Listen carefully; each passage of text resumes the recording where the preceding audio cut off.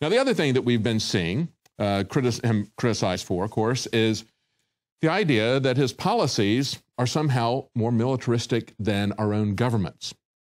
He has spoken out, however, about the fact that we have created the hotspots that are now in the world, both with Russia and the Ukraine, as well as in Syria. Now, even the mainstream media is calling this a proxy war, what's happening in Syria. It's a proxy war, they say, between the United States and between Russia. Here's what antiwar.com says. They say U.S. officials and analysts have been warning that Syria's civil war could quickly devolve into a proxy war between Russia and the United States. But to hear them talk lately, the proxy war has been going on for some time already, and they don't like America's chances. And they point out, so who are the sides on this proxy war? Okay, think about this. This is a proxy war. So that means that the U.S. and Russia have forces that are fighting there rather than fighting each other. But it's truly a war between America and Russia being fought with these proxies. So who's our proxy? Okay, on the Russian side, they have Syria's president, the government that was already in existence. You know, like the government that we took down in Libya and then created an arms bazaar for al-Qaeda and others. Well, what's going on in Syria? They say the primary targets of Russia and Syria have been al-Qaeda's al-Nusra Front and ISIS, okay? So those are the guys who are on our side. Al-Qaeda, al-Nusra, and ISIS. Those are our proxies. On the other side, Russia has the dictator in Syria. Not a good guy, but certainly not al-Qaeda or ISIS. They say in the very simplistic version, Assad is stronger, and that would be bad. And so the CIA wants to send more missiles to rebels to change that. But in reality, they say, however, Assad's gains are coming predominantly against ISIS, meaning effectively the U.S.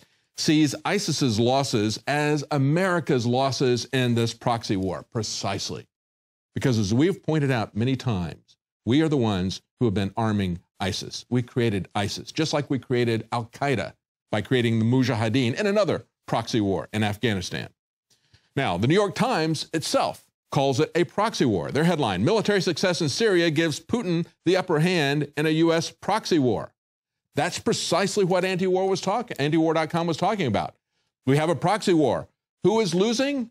ISIS is losing to Russia. So that's bad because ISIS are our guys, right?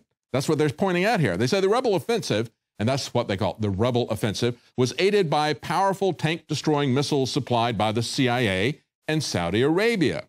And these are CIA-backed rebel forces, they say. CIA-backed rebel forces are, again, al-Qaeda, al-Nusra, and ISIS. Those are the people that we're backing. Those are the people that the CIA is backing. They say for the first time since Afghanistan in the 1980s, the Russian military for the past year has been in direct combat with rebel forces trained and supplied by the CIA. And again, that was the Mujahideen, which became al-Qaeda. And we have a guy from the Woodrow Wilson Center saying Russia has won the proxy war, at least for now. Another person from the Obama administration says, well, actually, Obama himself says, I'm not confident we can trust Russians or Vladimir Putin. Whenever we're trying to broker any kind of deal with an individual like that or a country like that, you have to go in there with some kind of skepticism. Well, that would be a good idea. Maybe he should apply that same logic when he is dealing with Iran. But no, he gives Iran everything that they want, even violating the law against the sanctions, also violating laws against money laundering, helping out a state that he himself has identified as a terrorist state. Finally, we see that ISIS has captured U.S. weapons and equipment in Afghanistan. Yet again, we see ISIS showing photographs of weapons that they have captured along with a soldier's ID. Meanwhile, the Pentagon says, nah, didn't happen. That's the standard story that we see over and over again.